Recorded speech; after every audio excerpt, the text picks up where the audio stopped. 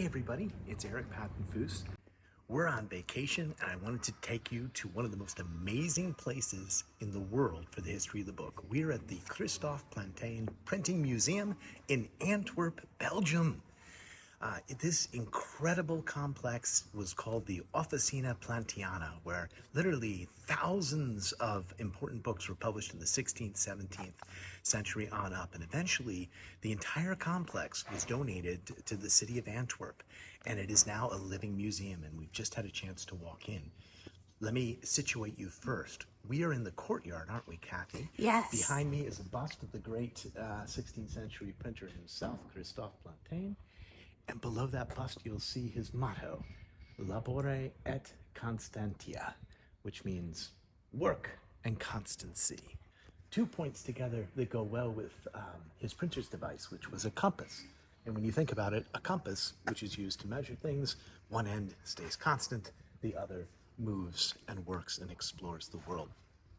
If you go around this building, the first thing you should know is behind us are the two oldest printing presses in the world that are still preserved.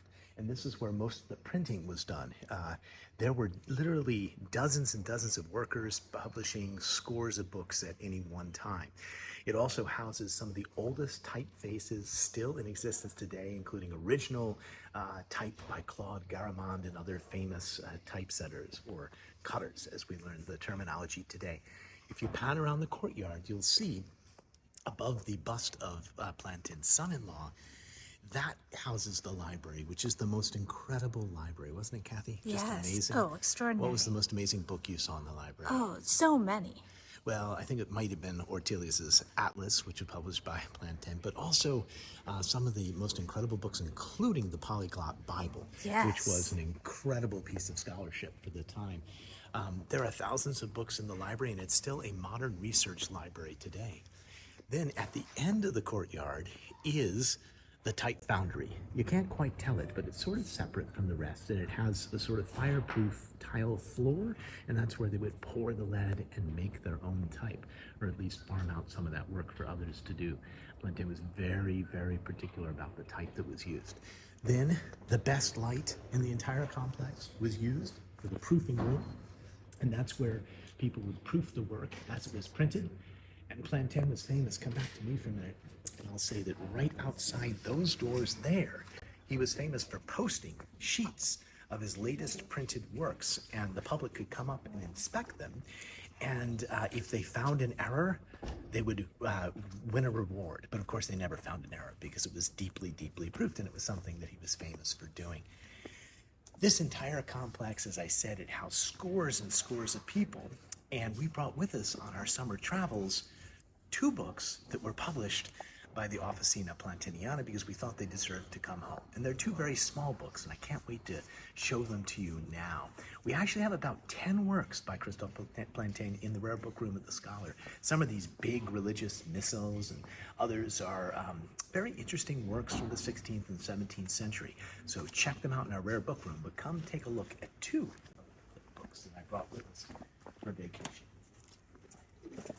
Our box are unveiled, and here we go.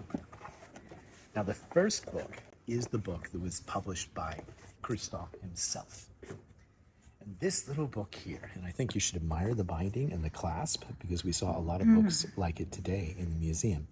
This little book here is a religious book, and it represents the basic sort of humble work that was the bread and butter, so to speak, of the Plantin Empire. Now you see the amount of wealth that was created by this printing enterprise, don't you, Cathy? Mm-hmm. And part of that is because he aligned himself with King Philip II of Spain.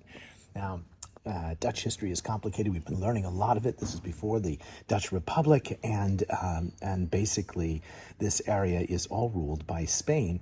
Philip II is a Catholic, and when it says right here, Archetypographia Regii, that means it's a special license given by Philip for Christophe to print these types of religious texts, and these are the official religious texts of the Catholic religion at the time in Europe.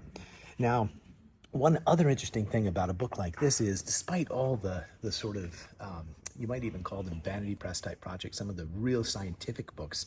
It was these books that were cherished. And if you look at some of the portraits inside the museum, a lot of them by Rubens, by the way, people are holding these little psalters and little prayer books, and that's the type of book that's appearing in the portraits. I also want to show you what is considered the printing device, right? We talked about the motto that's up on the bust above us, but that is Plantin's printing device. So if you ever see a book with a compass in it with the Constantia et Labore motto, then you know it was published by Plantin. Now this was Christophe Plantin's himself.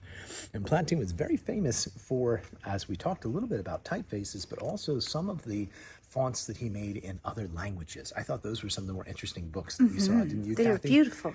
They had books in all sorts of languages. This one is interesting because it does have notations. The main prayer book is in Latin, but look, there's notations in Hebrew, there's notations in Greek, and that required a different font. And I guess it should be stated, because we had this drilled into us again and again as we went through the dozens of rooms in this museum, that each one of these letters was set by hand, and each page was printed by hand, and it was quite the enterprise. This book is a twofer, because there's actually two books published in one.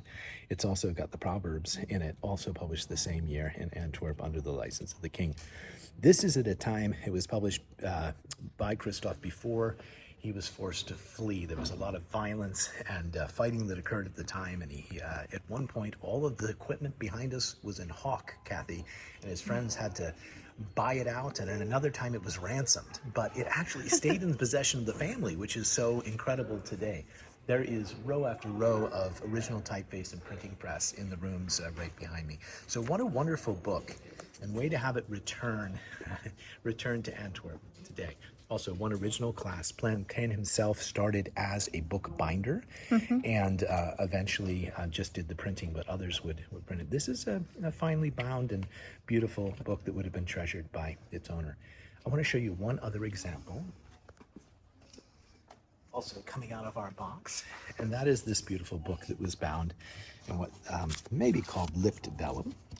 It's got the little lip on the end, and it's got these little ties here, which was also a common style at the time. And what is interesting about this book is that it has a colored frontispiece, and that would have been hand-colored, much like the Ortelius maps that we saw were all hand-colored, but this on a smaller scale. Now, this was published in 1602, so this is after his death, and when actually his wife was running the printing business, and she was a very accomplished person in her own right.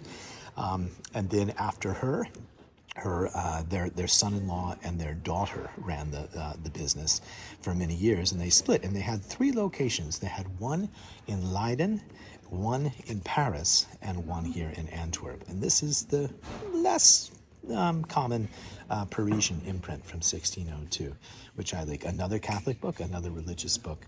One thing about Plantin was that he at heart was a humanist.